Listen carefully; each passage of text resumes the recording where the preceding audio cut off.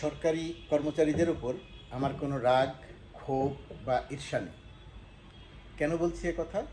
বলছি কারণ আজকের আলোচনার শিরোনাম দেখে অনেকের এমনটা মনে হতে পারে। ওই যে একজন মুক্তিযোদ্ধা একজন সরকারি কর্মচারীকে, বিদ্যুৎ বিভাগের একজন কর্মচারীকে বলেছেন, আপনার ঘুষ খাওয়ার জন্যে আমরা দেশ স্বাধীন করিনি। একজন বীর মুক্তিযোদ্ধা, একজন সাধারণ মানুষ কতটা ত্যক্ত বিরক্ত হলে একজন সরকারি কর্মচারীকে একথা বলতে পারেন। এই যে কথাটি বললেন, এই কথাটি একটি তাৎপর্যপূর্ণ হচ্ছে এই কারণে যে রাষ্ট্রের মালিক জনগণ, রাষ্ট্রের সম্পদ জনগণের সম্পদ। সেই সম্পদটি রক্ষণাবেক্ষণ, পাহারা দেওয়ার দায়িত্বে থাকেন একটি সরকার। সেই সরকারটি নির্বাচিত না অনির্বাচিত, দিনের ভোটে না রাতের ভোটে, ভোটারবিহীন নির্বাচনে না ভোটার সহ নির্বাচনে, সেটা অন্য আলোচনা। আজকে এই আলোচনাটা করছি না, সেটা যদিও খুব গুরুত্বপূর্ণ, এর সঙ্গে সম্পর্কিত, আসবো সেই আলোচনা। কিন্তু সরকারের সেটা পাহারা দেওয়ার কথা। কিন্তু সরকার যখন জনগণের সম্পদ পাহারা দেয় না, সরকার যখন জনগণের কর্মচারীদের সেই জনগণের সম্পদ লুটপাটের সুযোগ করে দেন, এবং লুটপাট যিনি করেন বা যারা করেন তাদেরকে যখন সরকার পাহারা দেওয়ার দায়িত্ব নেয়, তখন এই ধরনের কথা প্রত্যাশিত হয়ে যায় যে আপনার ঘুষ খাওয়ার জন্যে, আপনার অর্থবিত্তের, অবৈধভাবে অর্থবিত্তের মালিক হওয়ার জন্যে এই দেশ স্বাধীন করা হয়নি। একজন মুক্তিযোদ্ধা এই দেশ সেই কারণে 1971 সালে যুদ্ধ করে স্বাধীন করেন। এই কারণেই কথাটা তাৎপর্যপূর্ণ। যে কর্মচারী সম্পর্কে বলা হয়েছে তিনি অত বড় মাপের কর্মচারী নন। তার চেয়ে যারা বড় মাপের কর্মচারী, ক্ষমতার শীর্ষে যারা অবস্থান করেন, দাম্ভিকতা তাদের আচরণে, শরীরী ভাষায় প্রকাশ পায় প্রতিনিয়ত, সেই সমস্ত কর্মচারীরা মূলত আমার আজকে কথা বলার জায়গা। যেমন ধরেন একজন বেনজির আহমেদ, সাবেক আইজিপি, তার দুর্নীতির, অবৈধ সম্পদের যত বিবরণ প্রকাশিত হয়েছে, সমস্ত বিস্ময়কে ছাড়িয়ে যাচ্ছে। কি হয়েছে সেটা আপনারা জানেন। হিন্দুদের সম্পত্তি জোর করে কিনে নেয়া, 4টি ফ্ল্যাট একদিনে কেনা, শত শত একর জমি নিজের স্ত্রীর নামে, নিজের 3 মেয়ের নামে, পরিবারের নামে কিনেছেন, দখল করেছেন, চাঁদাবাজি করেছেন, অবৈধভাবে অর্থ উপার্জন করেছেন, ইত্যাদি ইত্যাদি। এখন এই যে ক্ষমতাবানদের যে কথাটি বললাম, যে এই ক্ষমতাবানদেরকে পৃষ্ঠপোষকতা দিয়ে জনগণের সম্পদ লুটপাটের ব্যবস্থা করা হচ্ছে। কেন এই কথা বলছি? সরকার তো বলছে যে যেই অপরাধী হোক তাকে শাস্তি পেতে হবে। সরকার বলছে এই যে দেখেন দুদক দুর্নীতিবাজদের বিরুদ্ধে ব্যবস্থা করছে, বেনজির আহমেদ, সাবেক জেনারেল আজিজ। কিন্তু আসলে কি তাই? বেনজির আহমেদের যে পরিমাণ দুর্নীতির অভিযোগ বেনজির আহমেদের বিরুদ্ধে, সেই পরিমাণ দুর্নীতির যদি সামান্য সিকি অংশও কেউ করতো, অন্য কেউ করতো, এতক্ষণে তিনি গ্রেপ্তার হয়ে যেতেন। রাজনীতিবিদরা, ক্ষমতাসীনরা, তার সঙ্গে যদি বিরোধী দলের সামান্য কোনো সম্পৃক্ততা থাকতো, এত কথা বলতেন তাদেরকে নিয়ে যে সংবাদপত্রের প্রতিদিনের শিরোনাম হতো সেটা। আর বেনজির আহমেদের ক্ষেত্রে কি হচ্ছে ঘটনাটা খেয়াল করেন, যে জনগণের সম্পদ যিনি লুটপাট করেছেন তার ক্ষেত্রে রাষ্ট্রের আচরণ, সরকারের আচরণটা কী হচ্ছে। ওবায়দুল কাদের প্রতিদিন বলছেন তার তদন্ত হচ্ছে, বিচার হবে, আমরা ব্যবস্থা নিচ্ছি, দুর্নীতির প্রতি 0 টলারেন্স। সালমান রহমান, প্রধানমন্ত্রীর অর্থনীতি বিষয়ক উপদেষ্টা, তিনি কি বলেছেন? দুর্নীতির সংশ্লিষ্টতা থাকলে বেনজির বা জেনারেল আজিজকে ছাড় দেওয়া হবে না, তদন্ত চলবে। আর বাস্তবে কি ঘটেছে? বাস্তবে ঘটেছে, দুদক যখন তদন্ত করতে নেয়, দুদক যখন তদন্ত করতে থাকে, সংবাদ কি প্রকাশিত হচ্ছে? বেনজির আহমেদের 33টি ব্যাংক অ্যাকাউন্ট খালি করা হয়েছে, খালি করে টাকা নিয়ে গেছে। তদন্ত চলছিল। কিন্তু এটা দেখা কি বাংলাদেশ ব্যাংকের দায়িত্ব ছিল না? বাংলাদেশ ব্যাংক এটা জানতো না যে তার ব্যাংক অ্যাকাউন্টগুলো খালি হয়ে যাচ্ছে? বাংলাদেশ ব্যাংক না 5 লাখ টাকা এক অ্যাকাউন্ট থেকে আর এক অ্যাকাউন্টে গেলে নাকি মনিটরিং করে? তো তাহলে বেনজির আহমেদের এই যে টাকাগুলো চলে গেল এক জায়গা থেকে আরেক জায়গায়, তিনি তো সন্দেহভাজন, তার বিরুদ্ধে তো দুর্নীতির তদন্ত চলছিল, এই টাকাটা কীভাবে গেল? যেটা কি রাষ্ট্রীয় পৃষ্ঠপোষকতা বলে না? বেনজির আহমেদের এখন পর্যন্ত জানা মতে 60 কোটি টাকার মতো ফিক্সড ডিপোজিট ছিল বিভিন্ন ব্যাংকে। সংবাদ মাধ্যমের তথ্য, সত্য অসত্য আরও পরে জানা যাবে, কিন্তু সংবাদ মাধ্যম সুনির্দিষ্ট করে তথ্য দিয়ে বলেছে 60 কোটি টাকার ফিক্সড ডিপোজিট ছিল, সেগুলো তুলে নিয়ে তিনি সিঙ্গাপুরে চলে গেছেন। এই যে 60 কোটি টাকার ফিক্সড ডিপোজিট ভাঙা হলো, এটা কি দেখার জন্য কেউ ছিল না বাংলাদেশে? বাংলাদেশ ব্যাংক বা সংশ্লিষ্ট ব্যাংক বা অর্থ মন্ত্রণালয় কারো কি দায়িত্ব ছিল না? দেখা হয়নি। বেনজির আহমেদ সিঙ্গাপুরে চলে গেলেন বা বিদেশে চলে গেলেন কি গেলেন না, আজকে পর্যন্ত সরকারি ভাষ্যটা খেয়াল করেন। 2 দিন আগের থেকে ওবায়দুল কাদের বলছেন 3 দিন আগে থেকে তিনি দেশে আছেন না বিদেশে আছেন জানেন না। স্বরাষ্ট্রমন্ত্রী 2 দিন আগে বলেছেন তিনি দেশে আছেন, বেনজির আহমেদ দেশে আছেন না বিদেশে চলে গেছেন তিনি জানেন না। আজকে বলেছেন বেনজির আহমেদ দেশে আছে না বিদেশে আছে তিনি জানেন না। গণমাধ্যম যে সংবাদ প্রকাশ করছে সেটা বেনজির আহমেদ 4 তারিখে, এই মে মাসের 4 তারিখে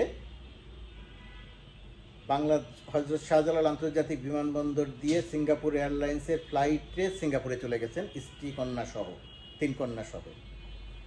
প্রশ্ন হচ্ছে, ইমিগ্রেশন ডিপার্টমেন্ট স্বরাষ্ট্র মন্ত্রণালয়ের আন্ডারে, ইমিগ্রেশন ডিপার্টমেন্টের স্বরাষ্ট্রমন্ত্রী যদি বলেন যে বেনজির আহমেদ নিশ্চয়ই বৈধ পাসপোর্ট ব্যবহার করে গেছেন, বেনজির আহমেদ বিদেশে গেছেন কি না বা কবে গেছেন, এই তথ্য জানার জন্য 30 সেকেন্ড থেকে 1 মিনিট সময় দরকার। কম্পিউটার ডাটাবেজে তার সমস্ত তথ্য আছে যে তিনি কবে গেছেন। এই তথ্যটি গত 3-4 দিন ধরে স্বরাষ্ট্রমন্ত্রী বলছেন জানা নাই, জেনে তারপরে বলতে হবে। ওবায়দুল কাদেরের জানা নাই, জেনে তারপরে বলতে হবে। এই যে জানা নেই জেনে বলতে হবে, এগুলো কথাগুলোর অর্থটা কি? কথাগুলোর অর্থ হচ্ছে বেনজির আহমেদকে চলে যাওয়ার সুযোগ দেয়া হয়েছে, যেভাবে সুযোগ দেয়া হয়েছিল পিকে হালদারকে, যেভাবে সুযোগ দেয়া হয়েছিল নাম করা সন্ত্রাসীদের। তো এই যে শুরু করেছিলাম সরকারি কর্মচারীদের কথা নিয়ে, তো সরকারি কর্মচারীরা এক ধরনের বাংলাদেশকে এক ধরনের ভাগবাটোয়ারা করে নিজেরা নিজেদের অংশ করে নিয়েছেন। তো এই যে অংশ করে নিয়েছেন, এই অংশ করে নিয়েছেন কিভাবে নিয়েছেন? হচ্ছে রাজনীতিবিদরা তাদেরকে এই সুযোগটা দিয়েছেন। রাজনীতিবিদরা কেন সুযোগটা দিয়েছেন?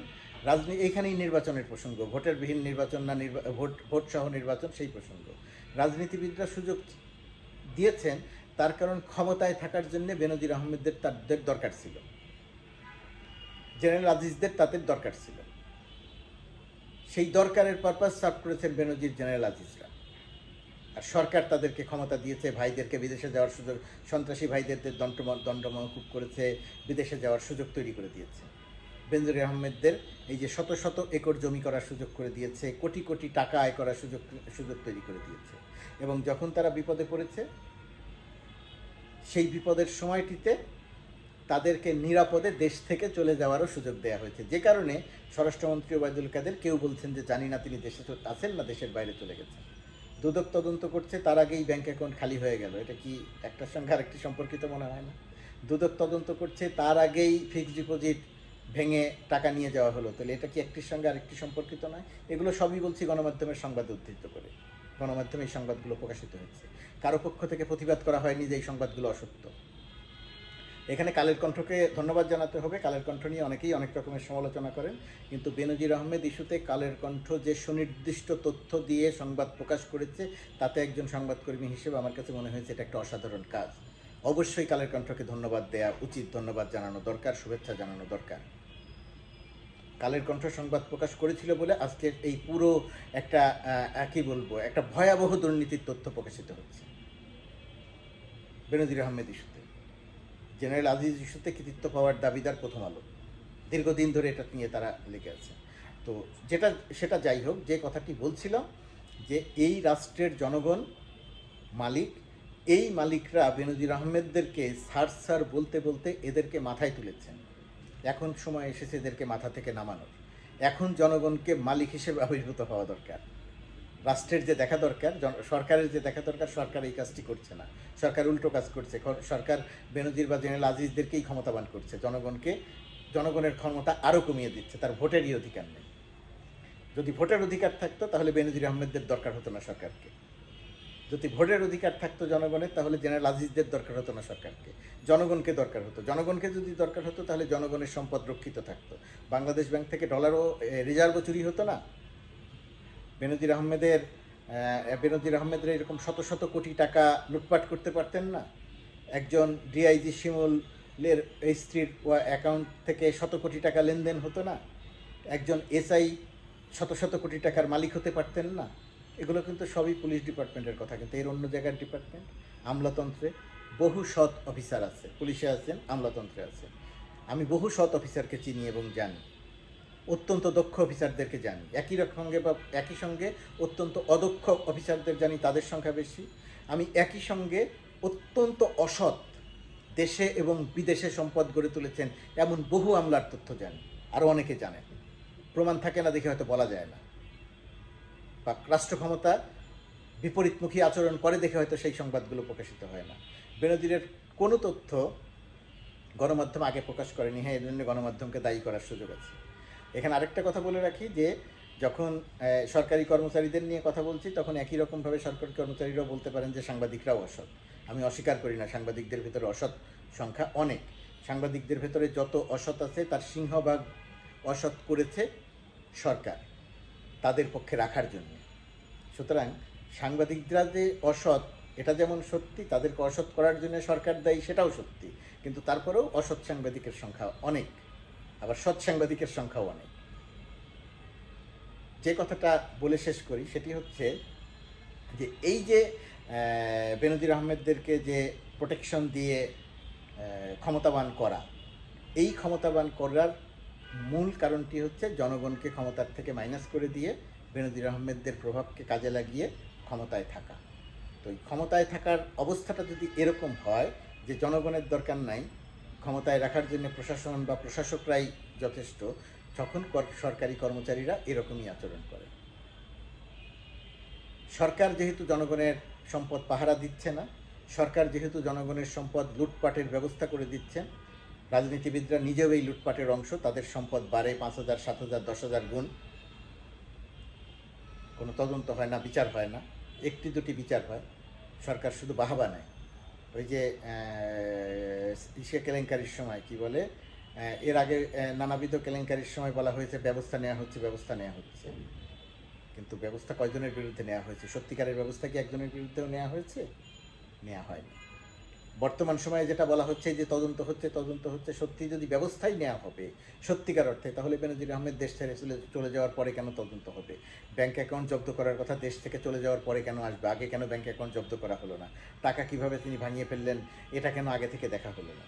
সুতরাং যথেষ্ট কারণ আছে যে রাষ্ট্র এদের পৃষ্ঠপোষকতা দেয়। তো রাষ্ট্র যেহেতু এদের পৃষ্ঠপোষকতা দেয়, এই জায়গাটিতে শেষ বক্তব্যটা এটাই যে জনগণকে আসলে এক ধরনের রুখে দাঁড়াতে হবে, জনগণকে সাহস করে বলতে হবে, আমাদের কর্মচারী, আপনারা আমাদের সঙ্গে এমন আচরণ, আমাদেরকে তুচ্ছ তাচ্ছিল্য এবং দাম্ভিক আচরণ করতে পারবেন না। আপনাদের লুট, জালিয়াতি, ঘুষ খাওয়ার জন্য এই দেশ স্বাধীন হয়নি।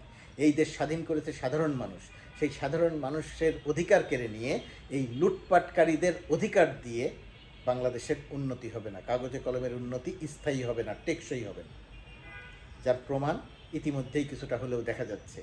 রিজার্ভ যে খালি হয়ে যাচ্ছে, রিজার্ভ যে কমে যাচ্ছে, এর কারণ কৃষক নয়, এর কারণ বেনজির আহমেদরা, এর কারণ ঋণ খেলাপিরা যারা ক্ষমতার শীর্ষে অবস্থান করে। এই বিষয়গুলো আমাদের মনে রাখতে হবে। জনগণ যখন দেখবে যে তার সম্পদ রক্ষা করা হচ্ছে না, তখন সেই সম্পদ রক্ষা করার দায়িত্ব জনগণকে নিতে হবে। কিভাবে নিতে হবে? প্রতিবাদ করতে হবে। ওই যে একজন মুক্তিযোদ্ধা যেভাবে প্রতিবাদ করেছেন যে আপনার ঘুষ খাওয়ার জন্য এই দেশ স্বাধীন হয়নি, একই রকমভাবে বেনজির আহমেদদের মতো যারা আছেন তাদেরকেও এই কথাটা বলার সাহস অর্জন করতে হবে। সাহস অর্জন করার নানা প্রতিকূলতা আছে, কিন্তু তারপরেও সেই সাহসটি অর্জন করতে হবে।